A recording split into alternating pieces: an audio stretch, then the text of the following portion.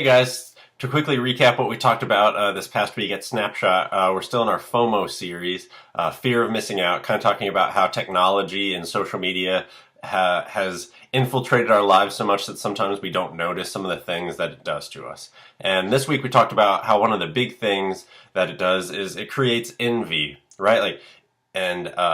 It makes us think, like, look at other people's lives and see all the things they post and, like, I went to this awesome place, or I had this amazing meal, or I went on this date and I did this and I went on this and I did that and I saw this concert and my life's amazing. And we're like, my life's not that amazing. Like, I wish my life was kind of like that, right? Like, it's this thing that if we pay too much attention to the stuff that people post and juxtapose it to our own lives, then we're kind of like, it makes us feel rotten and gross, right? But it's a huge waste of time because it doesn't really matter. You are who you are. You'll do what you'll do.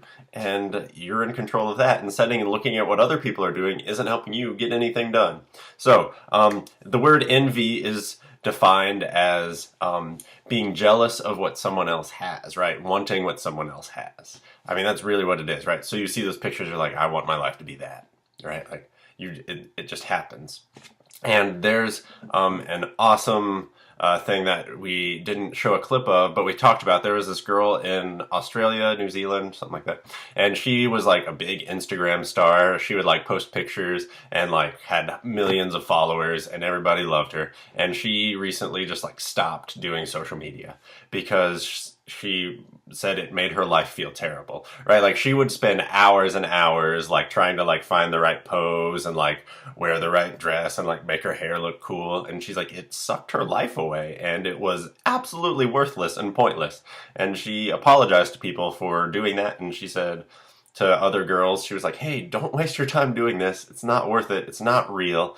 And it's a giant pain, right? Like, she didn't say anything about God in that, but she stumbled on an internal truth that it's not worth trying to make other people envy your life. Like, it's a waste of time. There's nothing good comes from it.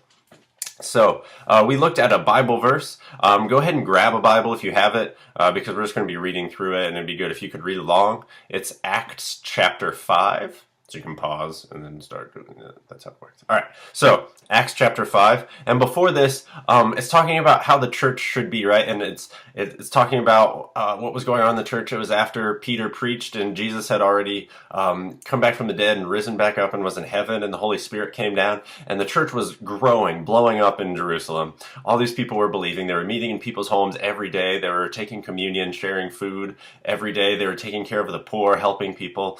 And because of this, a lot of people in the church were giving all that they had, so that way people who were Christians or people who were just poor, who needed to know Jesus' love, could have their needs met, right? That they could feed everyone, because if you had extra, you gave, so that way they could feed people and tell people about Jesus, right? That's kind of the backdrop for what's going on in Acts chapter 5. So let's go ahead and start. Acts chapter 5, there's also a man named Ananias with his wife Sapphira, and they sold some property. He brought part of the money to the apostles, but he claimed it was the full amount. This is a super important thing. Verse 2, right? His wife agreed to this deception. He claimed it was the full amount, even though it wasn't. Then Peter said, Ananias, why has Satan filled your heart? You lied to the Holy Spirit and you kept some of the money for yourself. The property was yours to sell or not sell as you wished. And after selling it, the money was also yours to give away.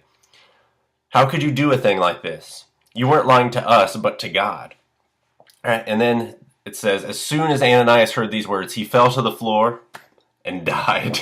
And everyone heard about it and was terrified. Then some young men came in, wrapped him in a sheet, and took him out and buried him. And we're like, whoa, time out. So if I lie, I'm just going to be struck dead, right? No, see what's going on. Like I said, verse 2,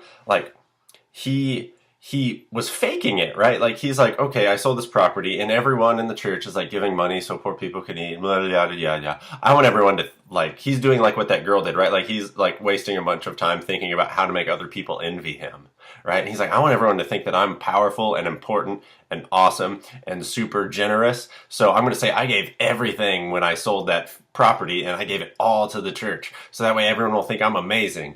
And he was lying, right? And he wasn't just lying to Peter, right? Like, Peter says, you're lying to the Holy Spirit. Like, you're saying, hey, God, I'm giving everything to you. It's like, God knows. God knows, right? So he says, if you live a life like that, I mean, it's nothing but death, right?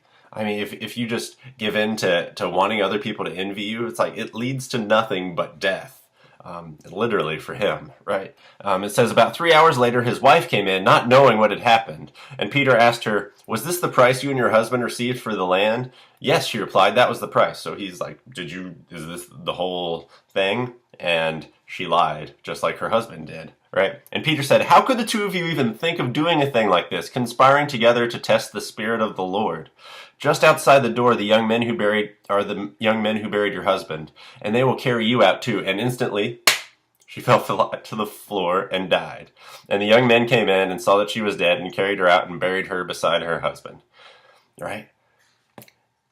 What a crazy story, right? So I'm not trying to read this to you to make you think like God's going to strike you dead as soon as you lie, but there might be a point there, right? Like, gosh, like it doesn't lead to anything good.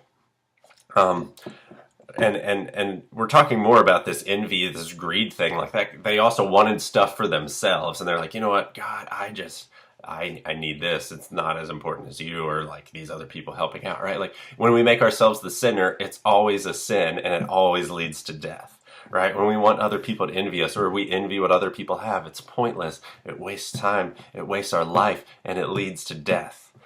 Right? Just like we talked about last week, where we talked about how Satan wants to just distract us and get us off the sidelines. Even if we love God, like he wants to distract us with all these things, going up around us, up on our screens, on our phones. And if he distracts us and we don't do anything good and we start just thinking about ourselves, or like a small little group of people that we want to be a part of, he's won, right? We're not telling the whole world about Jesus, right? Like it's one of the major problems that the church faces today is it's so easy to get distracted. So Psalm 37 verse 7 says this. This is kind of where we left it off. Rest in the Lord and wait patiently for him to act, right? Trust him. Wait for him to do something. If you want something awesome to happen in your life, talk to him about it. And wait for him to act. He'll do something for you. He loves you. He's a good father.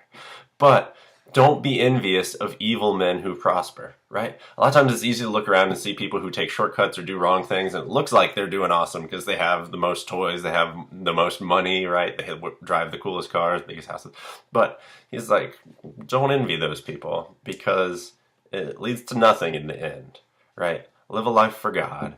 Love him, love others, show other people the gospel, and that's a life worth living, and that'll lead to life. The other things, they all lead to the same place, death. All right, so rest patiently in the Lord, wait for him to act. Don't be envious of evil men who prosper. Don't be envious. Don't be envious. That's the goal of today, right? To understand that God supplies everything we need, and he's made us who we are for a reason. You're awesome.